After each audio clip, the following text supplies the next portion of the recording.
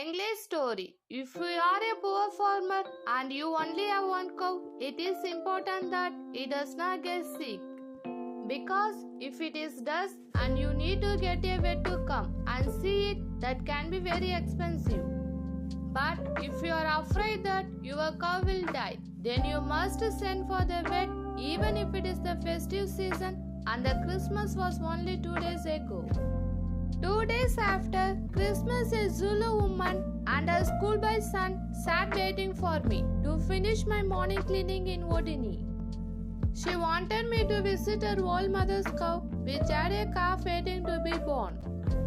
But for 2 days now, the calf would not come out, and the poor cow was getting very tired. "We have heard that you are a good vet," the woman said to me. So off we went, the schoolboy in front of my pickup to show me the way, and the woman and my assistant Bambobo in the back. An hour of driving on bad roads full of holes, and after that on dirt tracks. Then we stopped an old empty corral. "Where is the cow?" I asked the boy.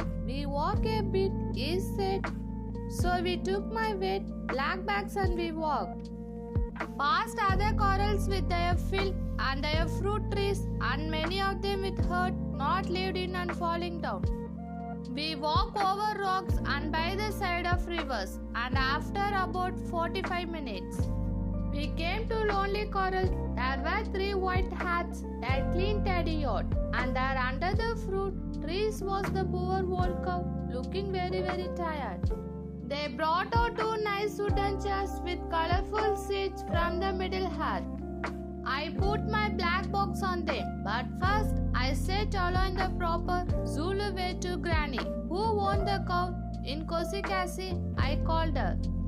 She was very small woman, but she was the head of her family in the corral. Then I looked at the cow and found that the calf was still alive and very big. So with Mabombo helping me, I put the cow to sleep and did cesarean.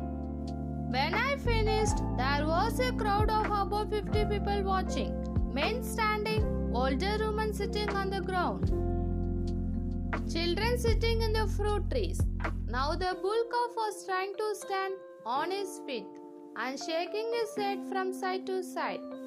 Some more brought a chair for Granny to sit on. "We must talk about money as business now," she called out so everyone could hear. "Well," I said, "you nearly had a dead cow and dead calf. But I came and got the calf out, and so now they are both alive." "Not so," she agreed, and 50 other people agreed too. And I drove all the way from Odin in my pickup, which is a thirsty car, as thirsty as an old man drinking beer on a Sunday. Smiles and laughter, and if you take good care of this calf, and he grows into a strong young bull. When he is a old, at the market in Wodini, they will pay you 1,500 rands for him. Not so. Yes, the old man in the crowd nodded their heads. And the cow, she is old and tired, and the flies are very bad this summer. But if she likes next anthem, you can sell her over 2,500 rands. Loud noises of agreement from the crowd. So then, in Kosekasi, my work has given you about 4,000 rands that you did not have before. Yes. So how about we go off and I take 2,000 rands? Much whispering between Granny and her friends. "That's lots of money," she said. "Yes, it is," I said, "and we have just had Christmas, and soon it will be a new year, and maybe the cow will die.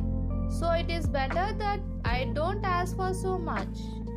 You can pay me just half of that, 750 rands." Louder whispering and notes of agreement. But said the schoolboy who was standing behind his grandmother, "Half of 2,000 is not 750, it is 1,000.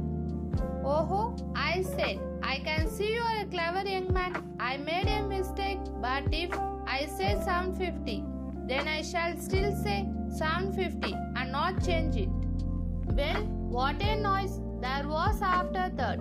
Everybody was smiling and happy. Granny pulled out a great big handful of 200 rands notes and she gave 4 of them to me. With her other hand opened, our both next to the giving hand, in the proper Zulu way. I took the money from her with my 2 open hands side by side. In the proper Zulu way, counted the notes and said, "In Kosakasi, you have given me too much." She stood up and said, "Keep the 50, it is for your assistant Mambo." Man, the season of goodwill is amazing. Then we walked back for an hour, mostly uphill. With a long line of helpers carrying my bag, we stopped sometime to eat the sweet wild fruit that grows around most of the old carols in this part of Africa in the festive season.